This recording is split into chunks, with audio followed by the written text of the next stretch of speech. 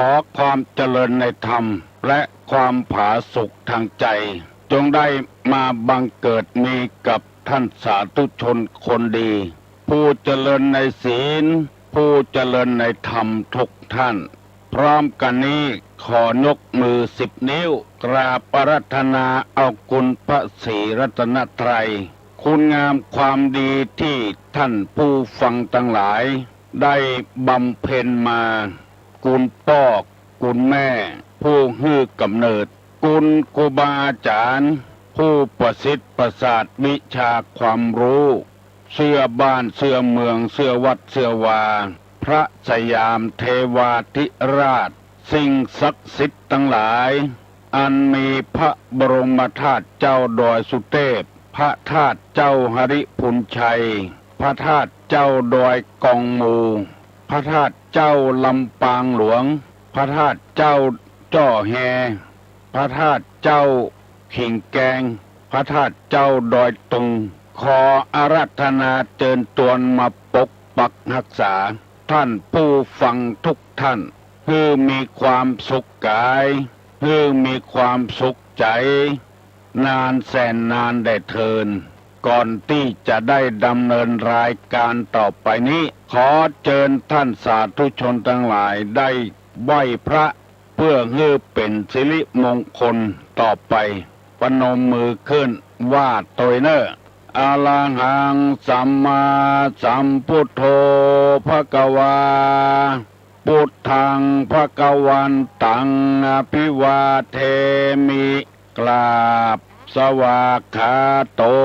ภควตาธัมโมธัมมังนัมมัสสามิกราบสุปฏิปันโนภควโตสาวกสังโฆสังฆังนะมามิกราบหันทะมะยังพุทธัสสะภควโตบุพภาคณะมะกะลังกะโลมาเสนะโมตัสสะภะคะวะโตอะระหะโตสัมมาสัมพุทธัสสะนะโมตัสสะภะคะวะโตอะระหะโตสัมมาสัมพุทธัสสะนะโมตัสสะภะคะวะโตอะระหะโตสัมมาสัมพุทธัสสะพุทธังสรณังกัจฉามิธัมมังสรณังกัจฉามิสังฆังสรณังกัจฉามิตุติยัมปิพุทธังสรณังกัจฉามิตุติยัมปิธัมมังสรณังกัจฉามิตุติยัมปิสังฆังสรณังกัจฉามิตติยัมปิพุทธังสรณังกัจฉามิตติยัมปิธัมมังสรณังกัจฉามิตติยัมปิสังฆังสรณังกัจฉามิอิติปิโสภะคะวาอะระหังสัมมาสัมพุทโธวิชชาจารณะสัมปันโนสุขโตโลกาวิทูอนุตตะโลปุริสะธรรมสารถิสัทธาเทวะมนุษย์สานังพุทโธภควาติสวากขาโตภควตาธัมโมสันติติโกอากาลิโกเอหิปัสสิโกโอปนะยิโกปัจจัตตังเวทิตโพวินโยหิติสุปฏิปันโนภควโตสาวกสังโฆอุจุปฏิปันโนภควโตสาวกสังโฆญาญาปฏิปันโนภควโตสาวกสังโฆสามิจิปฏิปันโนภควโตสาวกสังโฆญาติตังจัตตาลิปุริสายุคานิอัฏฐาป ปุริสาปุคลาเอสาภะคะวะโตสาวกสังโฆอาหุไนโยปาหุไนโยทักขิไนโยอัญจลิกาลนิโยอนุตตะลังปุญญเขตังโลกัสสติกราบหนึ่งกราบ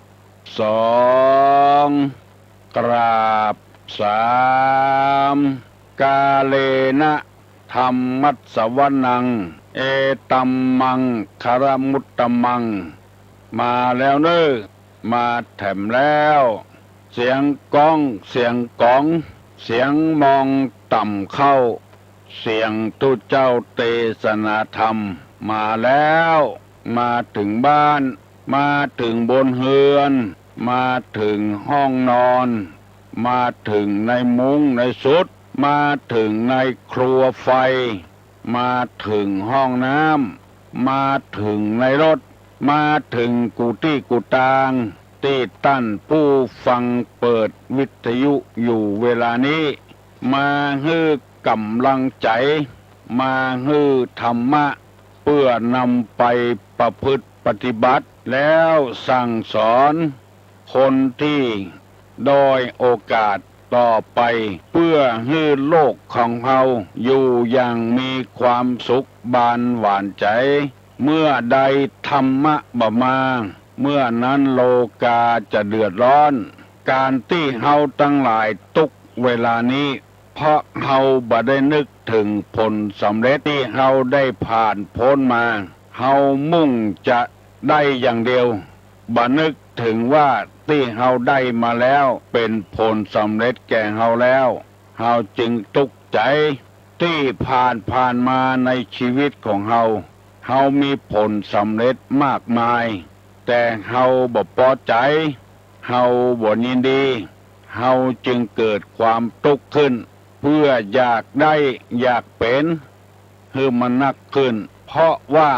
โลกกระทำได้ครอบงำจิตใจเฮานักนำไปโลกกระทำที่ว่านั่นก็คือลาภยศสรรเสริญสุขอยากจะได้นักลำไปใครได้ยศถาบรรดาศักดิ์เกินไปใครเฮือเปิ้นอวดเปิ้นอ้างนักลำไปใครมีความสุขโดยวัตถุนักลำไปเฮาจึงเกิดความทุกข์บางทีเฮาก็ได้มาแล้วลาภเฮาก็ได้มาแล้วที่เฮาได้อยู่ได้กินถึงวันยศถาบรรดาศักดิ์เฮาก็ได้มาพ่องแล้วเปิ้นยกย่องสรรเสริญเฮาก็ได้มาพ่องแล้วความสุขจากโลกิยะเกือบกูอย่างเฮาได้มาพ่องแล้วแต่เฮาบ่พอใจใครได้เพิ่มขึ้นแถมถึงวันเฮาจึงเกิดความทุกข์ขึ้นตุลงอยากจะแนะนำให้ท่านผู้ฟังทั้งหลายบอกว่าจะเป็นตุเจ้าพนายบอกว่าจะเป็นปดจายแม่ยิงเอาอย่างที่พุทธบิดาของเฮาพระบรมศาสดาสัมมาสัมพุทธเจ้าของเฮาเปิ้นได้ดำเนินมาแล้วปรากฏว่าได้ผลแล้วเอาในฐานะที่เป็นพุทธบริษัททั้งหลายควรจะได้ดำเนินตามที่เปิ้นทำมาแต่ก่อนเช่นว่าทรมานสังขารล้ำไปจนบักกินข้าวบัสวยพระกยาหารได้49 วันมันเข่งล้ำไปย้อนยานล้ำไปก็บังเกิดผลเอาอย่างมัชฌิมาปฏิปทาตถาคเตนะพระองค์เดินสายกลางบ่เข่งล้ำไปบ่ย้อนยานล้ำไปคือหมายความว่าเอากันง่ายๆว่าบ่ลุกเจ้าล้ำไปตี2ตี3ก็ลุกแล้วอันนี้ก็ค่อยเข่งล้ำไปย้อนยานล้ำไปบ้อง6 โมงป่ายแล้วยังบ่ลุกเตื้อก็ค่อยเกินล้ำไปเอาหมอกปานกลางหมอก5 โมงป่ายกะ6 โมงนี่ก็ลุกละอันเนี้ยมัชฌิมาปฏิปทาพระองค์ได้เดินสายกลางในที่สุดมามีสิ่งมายั่วยวนกวนตากวนใจ พระองค์ก็มานึกถึงบารมีที่พระองค์ได้บำเพ็ญมาในที่สุดมารทั้งหลายได้กระจัดกระจายหายไปหมดพระองค์ก็ได้ผลสำเร็จคนเฮาถ้าทำอย่างพระบิดาของเฮาคือพระพุทธเจ้าของเฮานั้นเฮาจะมีความสุขวันนี้เลยเฮาใครได้อย่างพ่องใครได้พ่อใครได้แม่เฮาก็มีแล้วอบอุ่นอยู่แล้วตึงวันใครศึกษาเล่าเรียนเฮาก็จบมาแล้วเป็นชั้นตั้งแต่อนุบาลมาถึงปริญญาเอกด็อกเตอร์เฮาก็จบมาแล้วอันนี้คือบารมีที่เฮาได้สร้างสรรค์มาใครได้อย่างพ่องในแต่ก่อนเฮาบ่มีกับเวลานี้เฮามีแล้วครอบหอครัวเฮือนก็ดีของใจไม้สอยก็ดีเป็นถนนแต่ก่อนถนนคุกคักไปไหนมาไหนบ่สะดวกเวลานี้ไปไหนมาไหนก็สะดวกเฮาสำเร็จเกือบทุกอย่างบ่เคยมีรถก็มีรถบ่เคยมีบ้านก็มีบ้านบ่เคยมีผัวก็ได้ผัวแล้วบ่เคยมีเมียก็ได้เมียแล้ว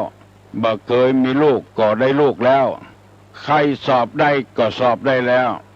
อันนี้คือบารมีเก่าที่เฮาบำเพ็ญมาถ้าเฮามาเกิดสิ่งเหล่านี้แล้วเฮาจะภาคภูมิใจดีอกดีใจเป็นวิธีแก้ทุกข์ไปเป็นวันวันนี้ดีแล้วต่อไปวันพุธก็พยายามมือดีแถมไปเรื่อยๆแล้วคนเฮาจะบรรลุใจพระพุทธบิดาของเฮาได้ทำเป็นตัวอย่างมาแล้วจึงใคร่ขอนำกรรมนี้มาเสนอให้ท่านผู้ฟังทั้งหลายได้ภาคภูมิใจในชะตาชีวิตของเฮาในอยู่ในประเทศไทยเป็นประเทศที่สมบูรณ์ทุกอย่างในมงคล38ได้กล่าวไว้ว่าปฏิรูปเทสวาเอตมังคลมุตตมังการที่อยู่ประเทศที่สมบูรณ์เป็นมงคลอันประเสริฐเฮามีพระเจ้าแผ่นดินมีพระราชินีมีพระบรมวงศานุวงศ์ทำงานเพื่อประชาชนปวงชนอันนี้เป็นความภาคภูมิใจของเฮามีคณะรัฐบาลทำงานเพื่อประชาชนได้ทุกอย่างเหมือนใจทุกอย่างนับถือพระพุทธศาสนาของเฮามีการปกครองระบบประชาธิปไตยรู้ตั้งขวางใจได้เหมือนอกเหมือนใจทุกอย่างเฮามีตำรวจเฮามีทหารเฮามีครูบาอาจารย์เฮามีแพทย์เฮามีหมอเฮามีพยาบาลเฮามีผู้ใหญ่บ้านเฮามีกำนันเฮามีนายกองค์การบริหารส่วนตำบลเฮามีปลัดมีกุยางพร้อมหมดที่จะให้ความสุขแก่เฮาแต่แล้วเฮายังทุกข์อยู่เพราะเฮาบ่ได้นึกถึงสิ่งเหล่านี้นอกจากนั้นเฮายังมีศาสนาได้เป็นที่จังที่ปึ่งมีทุกศาสนาในประเทศไทยสุดแล้วแต่ไผจะไปเคารพนับถือในศาสนานั้นตลอดถึงศาสนาพราหมณ์ลงเจ้าเข้าผีดูหมอดูเมื่อมีกุยางบักอยู่บ่ม่วนกินบ่ลำสืบชะตาราศีวันใดก็ได้เวลาใดก็ได้สุดแล้วแต่ที่เขาจะทำออกบ้านไปบ่ต้องระวังระแวงอย่างภัยต่างๆรอบบ้านรอบจองเฮามีแต่ความสมบูรณ์เมื่อเจ้าวันนี้ขอฝากความสุขเล็กๆน้อยๆนี้ไว้ให้แก่ท่านผู้ฟังทั้งหลายไว้พินิจพิจารณาแม้แต่เป็นพระสงฆ์พระเจ้าลุกมาเมื่อเจ้าทำวัดเจ้าเสร็จแล้วอาบน้ำชำระกายออกบิณฑบาต ก็ยังมีคนใส่เข้าให้เฮาอยู่ดูตั้งกูอย่างพอออกไม่ออกมาวัดบ่ได้ใครทำบุญทำทานก็มีตุเจ้ามีพระเนนคอยไปรับบาตรกับพอออกไม่ออกได้กินได้ตานกูอย่างขอให้พอใจนี่ก่อนแล้วเฮาก้อยจะแสวงหาแถมต่างหากเพราะว่ามีนักปราชญ์อาจารย์หลายคนกล่าวไว้ว่าความสุขอยู่ที่ความพอใจถ้าเรามีความพอใจแล้วอันนี้คือตัวความสุขถ้าเรายังบ่พอใจเมื่อใดความทุกข์มันจะเกิดขึ้นอยู่เรื่อยๆขอขอบคุณที่ทางสถานีวิทยุพระพุทธศาสนาจังหวัดเชียงใหม่ภายใต้การนำของพระเดชพระคุณท่านเจ้าคุณพระเทพวรสิทธาจารย์วัดพระบรมธาตุเจ้าดอยสุเทพราชวรมหาวิหารเป็นผู้เอื้ออำนวยความสะดวกและหลายสถานีวิทยุที่ถ่ายทอดให้ชาวบ้านชาวเมืองได้ฟังบ่ได้ยินก็ได้ยินกันแล้วดูตั้งแล้วก็เป็นความสุขอันอย่างยิ่งตลอดถึงถ่ายทอดอินเทอร์เน็ตไปถึงต่างประเทศต่างจังหวัดอันนี้เป็นความสุขของเราแล้วที่เราต้องการได้ฟังก็ฟังสมใจแล้วขอขอบคุณท่านผู้ฟังทั้งหลายโดยที่สนับสนุนรายการธรรมะกูเจ้าไว้ที่นี่โดยได้นำกรรมธรรมะว่าด้วยที่ทำให้คนเดือดร้อนในภายหลังเล่ามาหลายข้อแล้ววันนี้จะนำมาเสนอให้ท่านผู้ฟังทั้งหลายได้ฟังแถมจะขอลืมว่าคนเราเดือดร้อนภายหลัง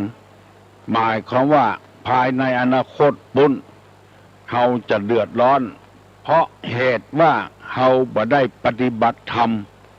ตามหลักที่ว่านี้ข้อหนึ่งบ่เสาะหาแสวงหาทรัพย์สมบัติเมื่อยังหนุ่มยังกำสองบัดได้ศึกษาศิลปวิทยาเมื่อยังเด็กยังน้อย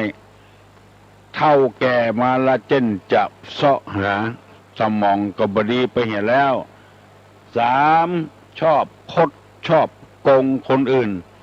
อนาคตก็จะผิดหวังพังทลายบ่ซื่อสัตย์บ่สุจริตสี่ชอบเบียดเบียนคนก็ดีสัตว์ก็ดีนิสัยหยาบช้ากล้ากระนองชอบฆ่าสัตว์ตัดชีวิต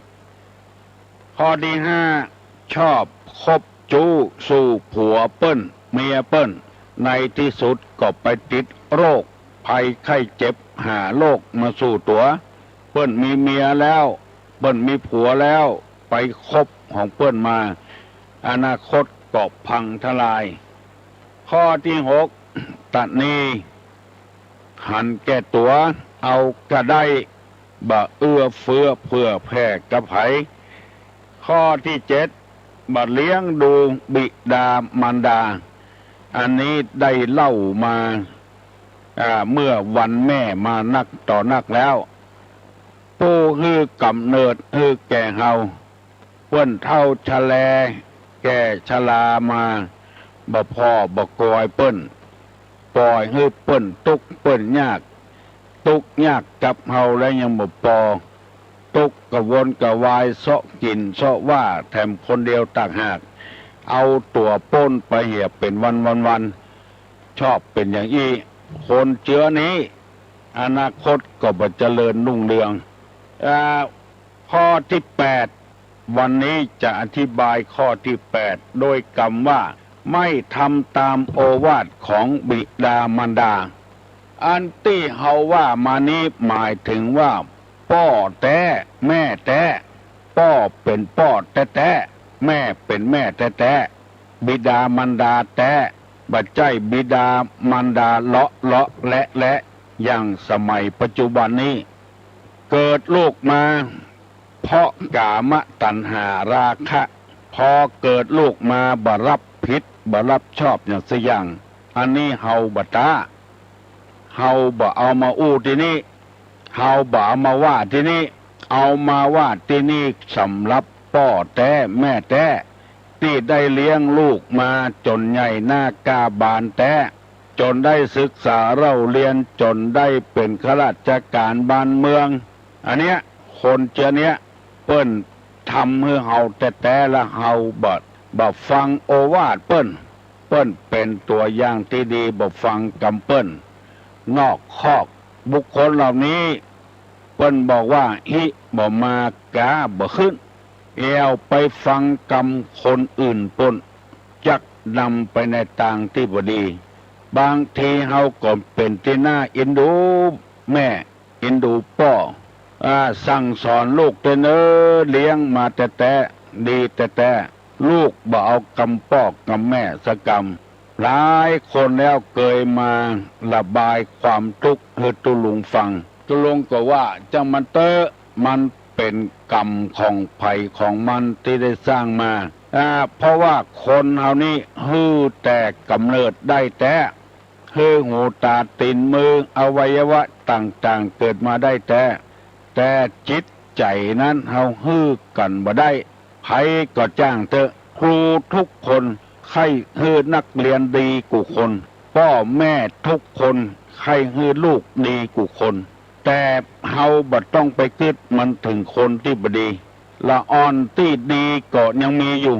ลูกที่ดีก็ยังมีอยู่ถ้าเฮาไปคิดหากล้าคนบ่ดีเฮาจะเครียดเฮาจะโคตรเฮาจะบ่ม่วนใจกูอย่างมันเป็นอนัตตาคือเป็นของที่เฮาบังคับบ่ได้ตัวเฮาฮื้อแต่เลี้ยงเขาแต่จิตใจเลี้ยงบ่ได้สำหรับลูกผู้คนที่ได้ยินธรรมะที่ตุลุงนำมาเสนอนี้ก็คือพยายามเชื่อกำพ่อกำแม่หมายถึงพ่อแม่แต่นะที่บากุดแห่งเจ้าหิหามาฮือลูกฮือเต้าได้กินได้ใจนี่นะอันพ่อที่เตลิดเปิดเปิงแม่ที่เตลิดเปิดเปิงที่บ่เอาไหนเลยมันก็ถึงมีบะม่วงมันบ่หวานกูต้นบะม่วงส้มก็มีบะม่วงหวานก็มีกูย่างมันมีสองอย่างมันมีเมื่อวันถ้ามีก็เมื่อวันค่ำคืนหุ่งมันก็บ่ม่วนมันก็จะต้องมีเมื่อคืนพ่องมีก็เมื่อคืนอย่าหมดบ่มีเมื่อวันมันก็บ่ม่วนมันจะต้องมีเมื่อคืนเมื่อวันมีผ้าติดมีพระจันทร์มีไฟก็มีน้ำหดเหล่านี้มันมีกู้กันเพราะฉะนั้นขอให้ลูกผู้คนได้ฟังกำพ่อกำแม่ที่สอนทุกวันนี้บ่ใช่พ่อแม่จัง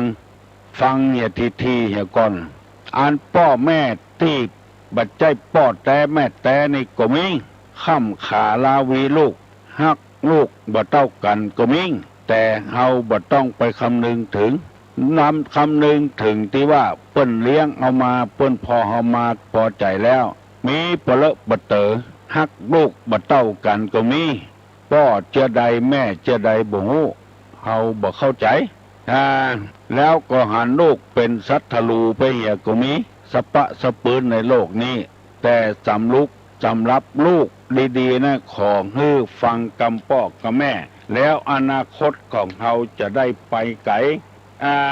ข้อที่7บ่เลี้ยงดูพ่อแม่ข้อที่8บ่ทำตามโอวาทของพ่อของแม่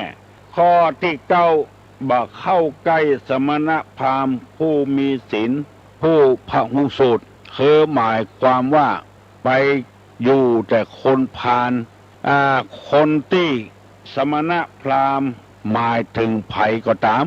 ในศาสนานั้นในศาสนาเฮานี้เฮาจะอู้กับศาสนาพุทธพระสงฆ์พระเจ้าผู้มีศีลบ่เข้าใกล้บ่ได้ติดต่อบ่ฟังโอวาทไปเข้ากับสมณพราหมณ์ผู้บ่มีศีลผู้บ่ประพฤติธรรมอย่างที่เฮาหันกันนั้นมีเปรอะปะเตอเป็นตุเจ้าเหมือนกันเนี่ยนุ่งเหลืองห่มเหลืองอย่างเดียวกัน เป็นคนบ่มีศีลก็มีแต่บางคนไปชอบคบคนเหล่านี้อันเนี้ยอนาคตบัดเจริญตลอดถึงพระหุสูตรคนที่หูนักได้เหียนนักอันนี้เปิ้นฮ้องว่าพระหุสูตรเป็นผู้หูนักเหียนนักแล้วบ่ไปใกล้คนเหล่านี้ไปใกล้คนอันอย่างผีเบาบ่ฮู้อนาคตก็เลยบ่สดใสลงไปอันที่ดีๆบ่เข้าใกล้ไปเข้าใกล้อันที่บ่ดีคนบ่ฮู้บ่ลวกนอกศีลนอกธรรมเข้าไปตี้อย่างอันแล้วก็หูเมียชอบเมียถึงเวลาปากันไม่เป็นหมู่อันที่จะได้คุณงามความดีได้หูศีลหูธรรมนี่บ่เอาไปเอาตังที่บ่ดีปุ่นอันนี้เป็นต้นคนใดเข้าไปหาคนเจืออีนี่อนาคตบัดเจริญแน่นอนในธรรมะธรรมโมแน่นอนไปชอบสมณะพราหมณ์ผู้หลอกลวงสมณะพราหมณ์ผู้บ่มีความรู้ถึงเวลาเดือดร้อนมาแก้ปัญหาฮื้อบ่ได้แน่ก็จะเอาสตางค์จกเอากระเป๋าเฮาไปติ๊กชอบไปทั้งปุ้นชอบฮื้อเปิ้นต้มหัวหมู่เนี้ยถ้าหวังความเจริญเปิ้นว่าฮื้อไปหาสมณะพราหมณ์ผู้มีศีลผู้มีพหุสูตรคือมีความรู้นักๆได้เหียนนักๆแล้วเฮาจะได้ฮื้อเปิ้นแก้ปัญหาให้เฮาก็จะได้รับความสว่างไสวในมงคล38ได้กล่าวว่าพหุสัญจัจจะ10ปัญจวินโยเอตัมมังคลัมอุตตมังการที่ได้ฟังบัณฑิตนักปราชญ์ผู้มีความรู้เป็นมงคลชีวิตบัดใจเข้าไปหาสมณะพราหมณ์ผู้ทุศีลบ่มีศีลแล้วก็บ่มีความรู้เป็นมงคลนั้นบัดใจเป็นอวมงคลไปเสียจะเลือกคบไผจะเลือกไว้ไผท่านผู้ฟังตีฟังเวลานี้ฮู้ได้พิจารณาเหียก่อนไปเข้าไปหาสมณะพราหมณ์มันบัดใจว่าจะดีเหียกูคนนักปราชญ์บัณฑิตตึงตังคฤหัสถ์ก็มีบัดใจมันดีเหียกูคนสะอาดทนายก็ดีอัยการก็ดีหมู่เนี้ยมีความรู้แต่ว่าทุศีลก็มีมันบัดจะดีเหียเสียงอย่างเฮาว่าต้นไม้สลีเนี่ยเป็นที่ไม้พระพุทธเจ้าตรัสรู้เป็นล่มโพล่มไทรที่ว่าโพบางอย่างไทรบางอย่างก็บ่ใจดีนะนกกินแล้วไปขี้ใส่ธาตุขี้ใส่หลังวิหารมันเข้าออกงอกบ่เมียเจดีย์ผุพังหมดวิหารก็ผุพังหมดเพราะว่าแหกของโพของไทรนะไปทำลายเหี่ยประตกประเสียงหมู่นี้เป็นต้นไปอยู่ที่ไหนก็ทำลายต้นไม้นั้นก็มีเพื่อพิจารณาเหี่ยก่อนอยากจะให้เจริญรุ่งเรืองในอนาคตไปหน้าให้เข้าหาบัณฑิตนักปราชญ์ผู้มีความรู้ความฉลาดผู้มีศีลมีธรรมแล้วต่อไปข้อที่10จะให้จบเหี่ยวันนี้ข้อที่10ไม่ประพฤติสุจริตธรรมไม่เข้าไปใกล้สัตบุรุษคือบัพพยายามมีศีลมีธรรมกับเปิ้นสักน้อยเป็นคนพาลแล้วบ่เข้าไปหาสัตบุรุษคือผู้ที่มีความรู้ไปหาแต่คนพาลอันนี้อนาคตก็บ่เจริญตุลุงได้นำมาเสนอกรรมที่ว่าเหตุที่ทำเดือดร้อนในภายหลัง10ข้อด้วยกันมาเป็นเวลาได้หลายวันแล้ววันนี้จบซะอีกก่อนจะขอลืมตั้นที่ตั้งอกตั้งใจฟังได้รับฟังแถบกรรมหนึ่งว่าเหตุที่ทำคนเดือดร้อนภายหลังนั้นมันมีอยู่10ข้อด้วยกัน1. บัดแสวงหาทรัพย์สมบัติเมื่อยังหนุ่ม 2. บัดศึกษาศิลปวิทยาเมื่อยังหนุ่มยังแน่น 3. ชอบคดชอบโกง 4. ชอบฆ่าสัตว์ตัดชีวิตนิสัยหยาบช้าบัดสุภาพ 5. ชอบคบจู 6. ตนี 7บ่เลี้ยงพ่อบ่เลี้ยงแม่8บ่ทำตามโอวาทของพ่อของแม่9บ่ไปเข้าใกล้สมณพราหมณ์ผู้มีศีลผู้มีความรู้นักข้อที่10ข้อสุดท้ายไม่ประพฤติสุจริตธรรมไม่เข้าใกล้สัตบุรุษอันนี้เป็นนำมาเสนอคือเพื่อต้านผู้ฟังทั้งหลายจะเป็นภัยก็ตามทุเจ้าพนายปลดใจแม่ยิงตลอดถึงพี่น้องธรรมดาและครูบาอาจารย์บัณฑิตนักปราชญ์ทั้งหลายที่ได้ฟังวันนี้ได้นำไปประพฤติปฏิบัติทุกคนมีหวังอยู่ในอนาคตของตัวเองแม้แต่ตุลุงได้นำเอาพระธรรมคำสั่งสอนมาเสนอให้ท่านผู้ฟังทั้งหลายได้ฟังถึงวันนี้ก็ยังหวังอยู่ว่าอนาคตยังมีอยู่ทั้งที่อายุก็นักแล้วหวังอะไรอย่างหวังว่าอนาคตคนที่ฟังนั้นจะได้นำไปประพฤติไปปฏิบัติเป็นพลเมืองดีของบ้านของเมืองเป็นพุทธบริษัทที่ดีของพระพุทธศาสนายังหวังความเจริญรุ่งเรืองของพระพุทธศาสนาในอนาคตเพราะว่าได้นำมาเสนอได้ถ่ายทอดจากผู้งูผู้ฉลาดเปิ้นได้จารึกไว้ได้เขียนไว้แล้วนำมาเสนอเงื่อต้านทั้งหลาย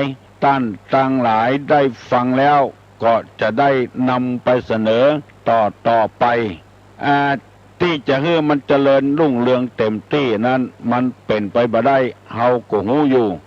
แต่เฮาก็ยังสร้างความหวังไว้ลมๆแรงๆเพราะว่าคนนี้เป็นมนุษย์ผู้มีใจประเสริฐผู้ประเสริฐลวกแหลมกว่าเปิ้นกว่าต้านตึงมวลบรรดาสัตวโลกนี้บางครั้งลวกก็เทวบุตรกว่าเทวบุตรเทวดาก็มีหมู่นี้เป็นต้นเมื่อฟังแล้วเอาไปพึ่งปฏิบัติแล้ว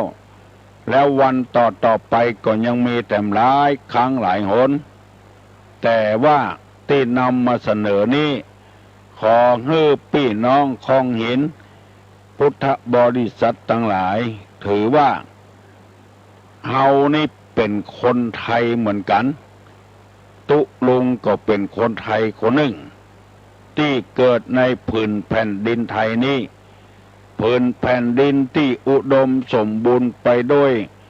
พืชพันธุ์ธัญญาหารผืนแผ่นดินที่อุดมสมบูรณ์ไปด้วยวัฒนธรรมขนบธรรมเนียมประเพณีผืนแผ่นดินที่อุดมสมบูรณ์ไปด้วยพระพุทธศาสนาเฮาก็มีความจำเป็นที่เฮาจะต้องทำงานเพราะเมื่อยังหนุ่มยังก่ำนั้นก็ได้ไปมีโอกาสไปเทศสถานที่ต่างๆที่เปิ้นนิมนต์ไป8จังหวัดภาคเหนือได้ไปกู่จังหวัดกู่อำเภอเก่าที่เปิ้นยังบ่ขยายอำเภอใหม่เตื้อไปหมดแล้วพอเฒ่าพอแก่มาโรคภัยไข้เจ็บมาเบียดเบียนเมื่อโรคภัยไข้เจ็บมาเบียดเบียนพอจะเผยแพร่เอาทำคำสอนเผยแพร่ได้ก็ทำเพราะว่าทางมหาวิทยาลัยจุฬาลงกรณราชวิทยาลัยเปิ้นมองหันความสามารถเปิ้นฮื้อปริญญามาเมื่อเปิ้นฮื้อเฮาแล้วเฮาก็ต้องทำตามความประสงค์ที่เปิ้นฮื้อเฮาได้มาแล้วบาดทำอย่างสักอย่างมันก็เสียเวลาเฮาบ่หวังที่จะได้อันอย่างสักอย่างทรัพย์สมบัติอย่างสักอย่างทำไปตามความรู้ของเฮาตามวุฒิตามปริญญาของเฮาและตามฐานะตามยศถาบรรดาศักดิ์ของเฮา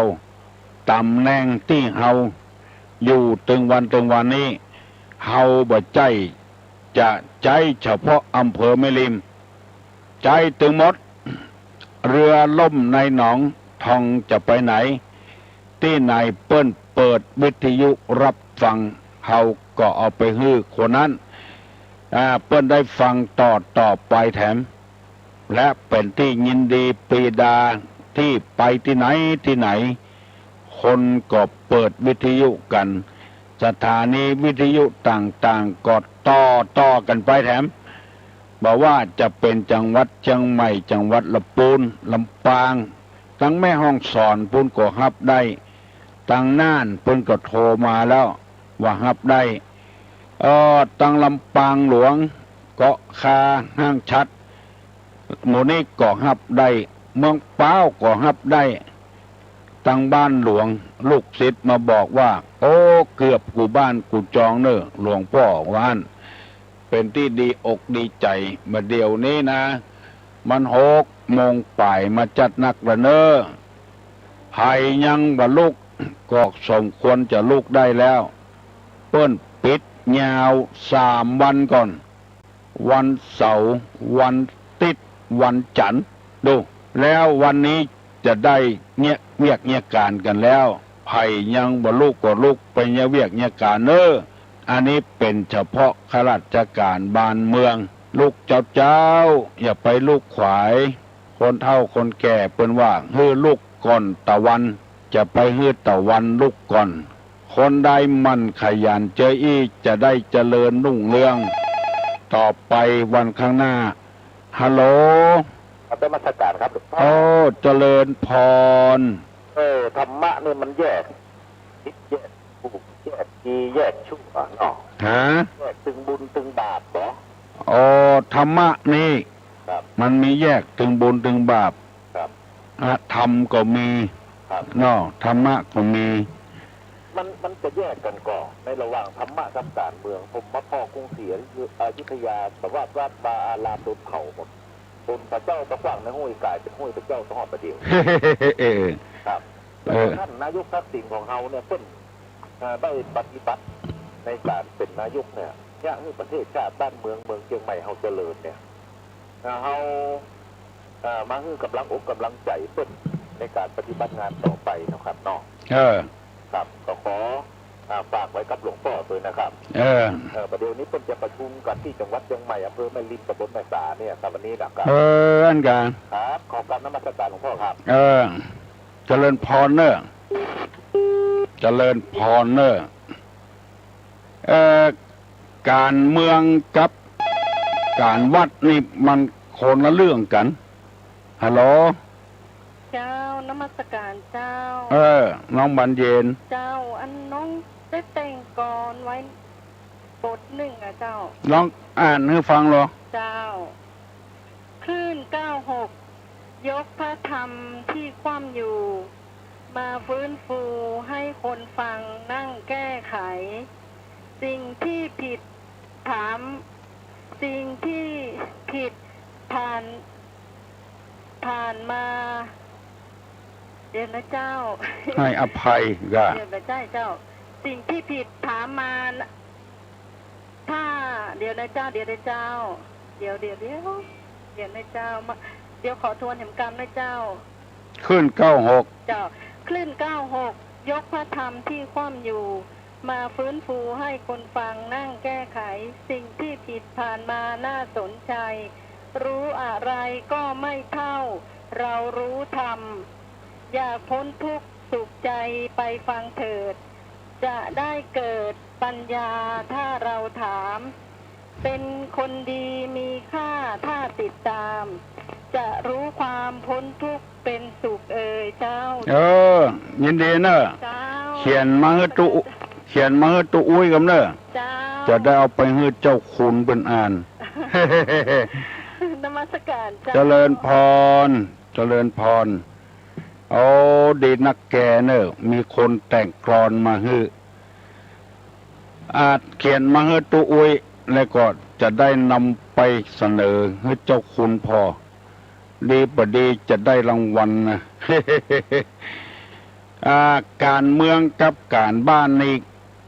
การเมืองนี่เกี่ยวกับปากกับท้องแล้วการตั้งวัดตั้งวานี่เกี่ยวกับจิตกับใจความจริงนี่ ภาคต้องนี่ตึงวันนี่ก็อาศัยรัฐบาลไปมาสะดวกสบายค้าขายอันใดก็ได้ที่บ่ผิดกฎหมายบ้านกฎหมายเมืองนายกก็คือความหันดีความดีกูอย่าง แต่ว่ามีบางสิ่งบางอย่างอันนั้นเป็นธรรมดาลดกูกัน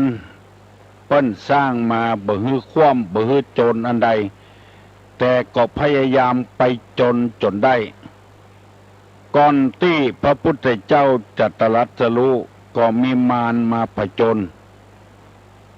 มันเป็นเรื่องของธรรมชาติธรรมดานายกขึ้นมาก็มีมารมาผจญก็ต้านก็เข้มแข็งต้านก็บ่ใจอ่อนบ่ใจทำงานเพื่อมารทำงานเพื่อปวงชนชาวไทยเพราะฉะนั้นเชื้อใดก็ตามเถอะเฮาบ่ต้องไปวิตกบ่ต้องไปกังวลอยู่ไปตามธรรมชาติของมันหน้าฝนก็ตกหน้าแล้งก็หญ้าแห้งหน้าหนาวมันก็หนาวมันเปลี่ยนแปลงไปตามฤดูกาล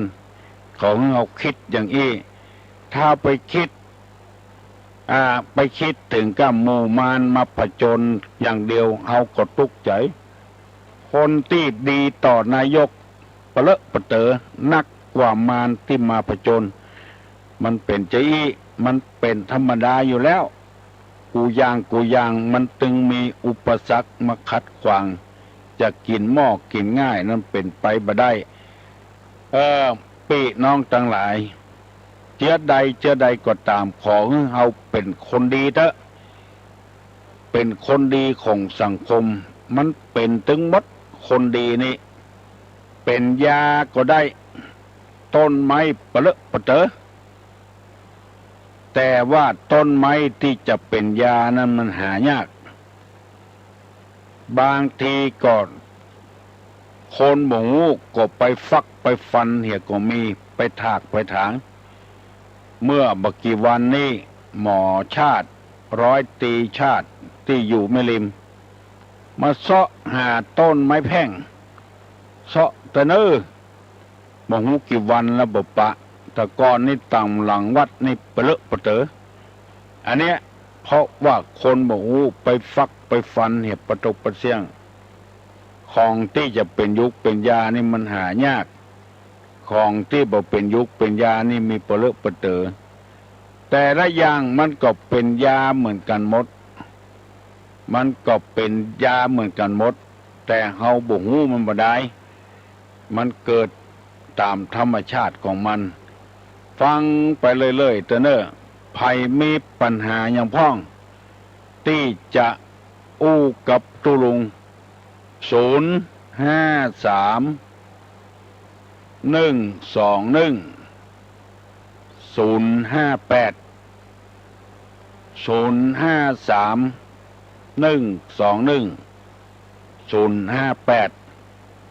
ถ้ามีปัญหาอันใดก็อู้กับตุลุงกดมาตามเบอร์นี้อะโหลครับว่าจะถามปัญหาครับคำราธนาศีลคำราธนาธรรมต่างกันอย่างไรแล้วก็ราธนาศีลเริ่มต้นอย่างไรราธนาธรรมเริ่มต้นจะได้ถ้าตอนราธนาธรรมและราธนาธรรมสอนไหนครับขอช่วยได้ตอบท่านผู้ฟังทั้งหลายครับไผ่ตอบได้ตอบมาเนอะเพิ่นถามว่ารัตนาศีลรัตนาธรรมต่างกันเชื้อใดแล้วใจในเวลาไหนไผ่ได้หาคือตอบมาเนอะปัญหายากลงไปตอบบ่ค่อยได้ลูกหลานไผ่ยังบ่ลูกเนอะไผ่กรรมหัตถนาศีลหัตถนาธรรมต่างกันจะได้ไผ่ได้ตอบมาเนอะไผ่ได้ตอบมาเนอะ3 ตินเดินมา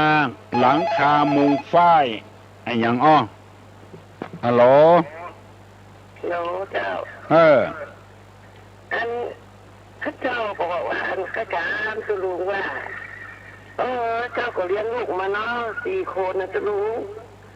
คนแรกนั่นนะจะลุงเจ้าให้หูวางเป็นอย่างไรเนาะคือธรรมะจะกินเจตลอด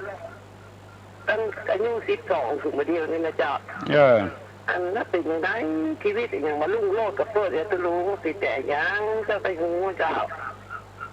ชีวิต ก็จะ ชีวิตของไผ ของลูกสาวเจ้า กินเจ เจ้า จะให้ลุงโลดอย่างไรอ่ะ มันอย่างไรเจ้ามันน้ำงานก็บอกไปไหนก็บอกแบบเงี้ยเจ้ามันเจ้าหัวจ้างแกอุ่นแต่เจ้ามันอย่างไรมันซับซ้อนวุ่นวายเจ้ามันชีวิตมันมาลุ่งโลดคล้ายๆไง จะให้ลุงโลดจะได้อ่ะแม่อ่ะลองบอกกันตุลุงอ่ะ ก็ทำงานอย่างเงี้ยแหละเจ้าทำงานทำดีเพื่อนความบดีอะเจ้ามันทำที่ไหนก็ได้อะเจ้า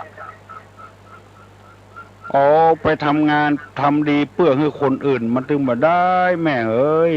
เจ้าน ายกเพื่อนทำงานจัดดีคนอื่นก็ยังว่าบดีเตื้อ เจ้า ทำดีมันก็ดีส่วนตัวรู้แม่ เจ้า จะไปกึดนักกะ เจ้า จะเอาลุงโลดจะได้แถมจะให้เปิ้นมั่งมีสีสุกมันบัดใจอันนั้นบัดใจลุงโลดดูลุงโลดนั่นก็คืออยู่สุขสบายเจ้า บ่มีไผมาเบียดเบียนอิจฉาตาร้อน อันเนี้ยคือลุงโลดและตามในธรรมเนอะ เจ้า ทำใจให้สบายดีกว่าเนาะ เจ้า บัดใจว่าได้เป็นนายพลนายพันเป็นครูบาอาจารย์ลุงโลดบัดใจตามในธรรมในบัดได้ว่าอย่างนั้น เจ้า ชีวิตรุ่งโรจน์ก็คือชีวิตที่มีความสุข เจ้า บรรทุกยากลำบากลำบนอย่างนั้นนะคือรุ่งโรจน์ในธรรมละ เจ้า นักการนะเจ้า เจ้า เจ้า จะฮื้อเปิ้นอวดเปิ้นอ้างนั้นมันเป็ดไปบัดได้นะบัดถ้าไปคิดมันละถ้าเฮาคิดต่อใดเฮาก็จะเครียด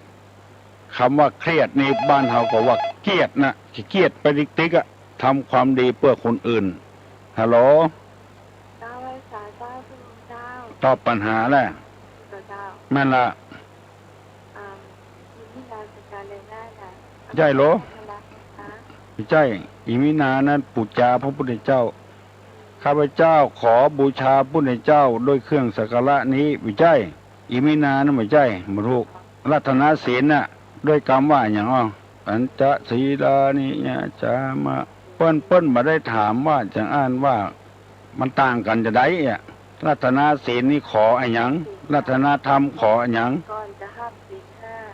อาราธนาธรรมก่อนทุกเจ้าเสด็จ ได้กะ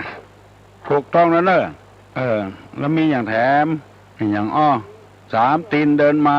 หลังคามุงสำลีอย่างอ้อฮะ คนเฒ่าจ้ะ คนเต้านี่อย่างก็คนเท่าบ่ได้บ่ถูกต้องครบ คนเฒ่าถือมือเท้าเดินแล้วผม หัวงอกเจ้าไว้สายเจ้า เจริญพรเนอน้องพิษสมัยตอบถูกแล้วเนอะฮัลโหล ไปสาถามตะลุงครับ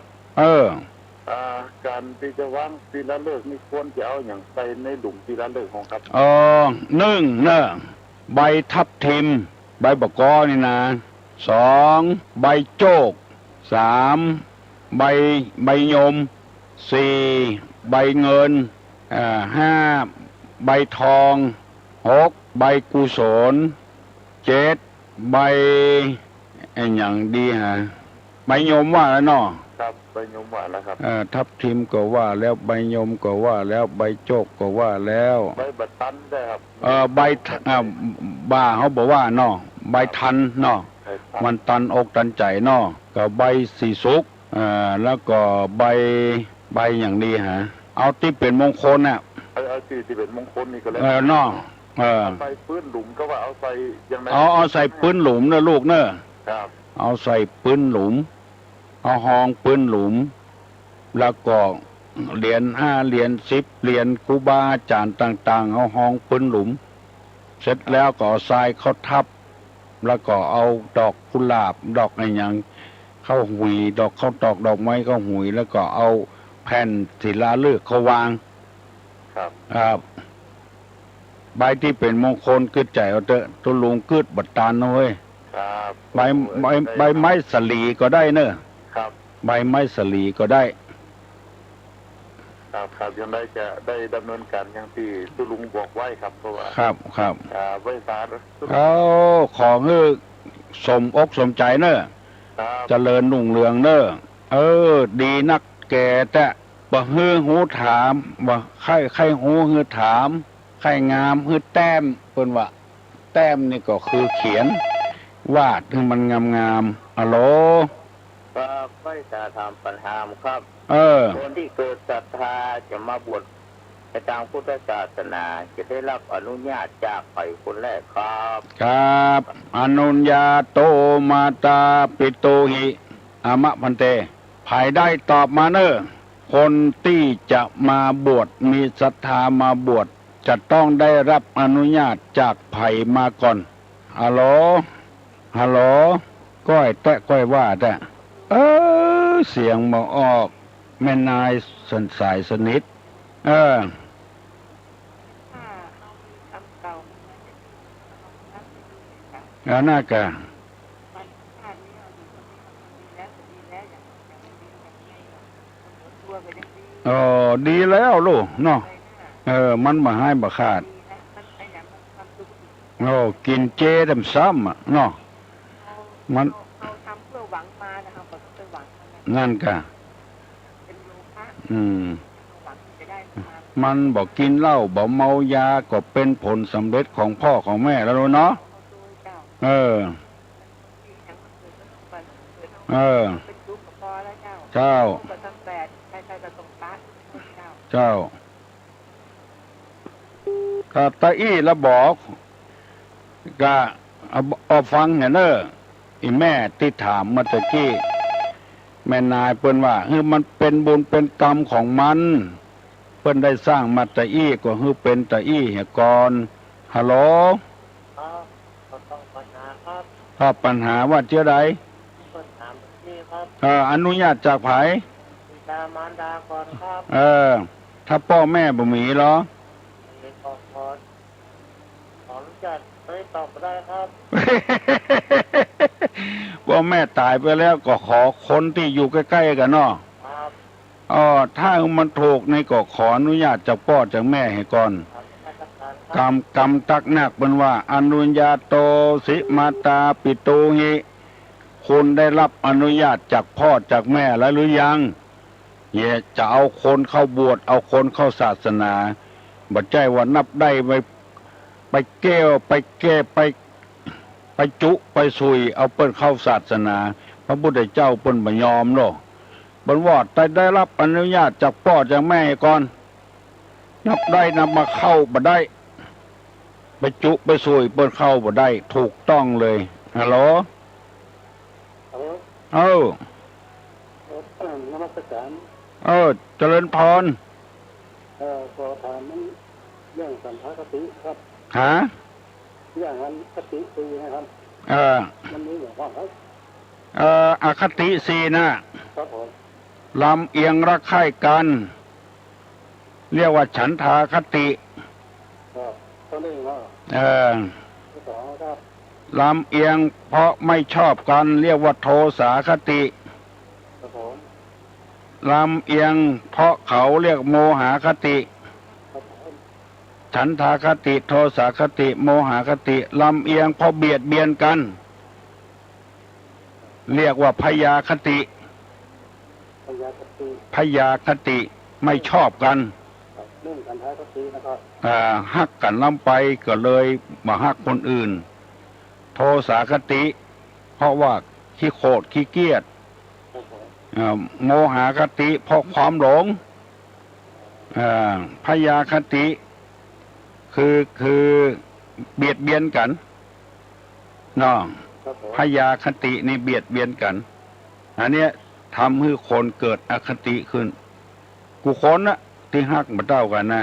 ครับผม มีลูกบ่ฮักบ่เต้ากัน เพราะอย่างใดอย่างหนึ่งเนี่ยเพราะจัง เพราะชอบนักนำไป แล้วก็เพราะความหลงไอ้อย่างใดอย่างหนึ่งเนี่ยก็เลยทำให้ฮักมาเท่ากัน เพราะเบียดเบียนกันเนี่ยก็เลยฮักมาเท่ากัน ได้ละหมดแล้วเนาะ ครับผม อ๋อยินดีนักเน้อ ครับผม ที่ให้ความไว้วางใจกับตุลุงถามปัญหาด่วนพอดีตุลุงได้สะสมไว้มาพ่องหูบอกว่าให้พอดีเนี่ยเจริญพรเน้อ ครับผม ดิดแต่เฮ้ยถามอย่างอีบมานี่มันได้ใจความดีได้หูเรื่องหูราวดี มีภัยแถมหา ถ้าบ่มีจะย่างแล้วเน้อ one two เอาโอเคฮัลโหล ไว้สาครับ ปัญหาครับเพื่อได้รับอนุญาตจากพ่อแม่มอบผ้าไตรคือแล้วผ้าไตรนั้นประกอบไปด้วยผ้าที่ผืนครับผู้ฟังให้ได้ช่วยตอบครับ ครับใครตอบได้ก็ตอบเนอะไตรจีวรมีกี่ผืน ไตรจีวรมีกี่ผืน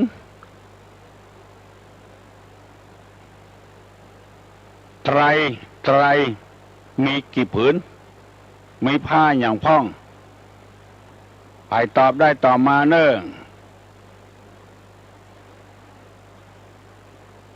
ใครตอบได้ตอบมาเนอะ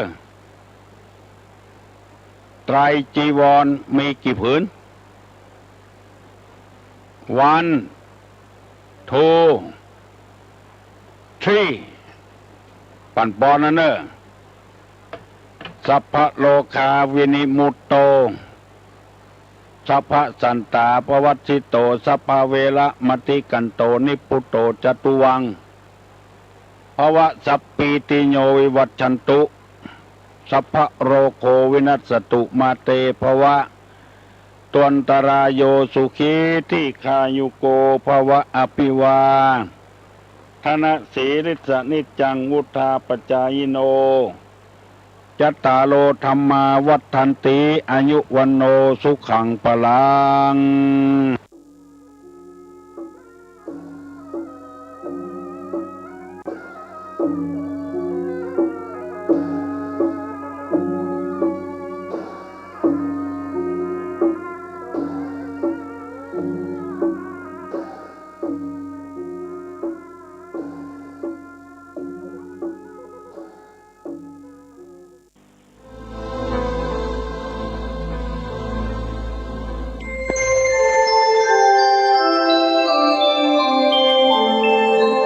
ขณะนี้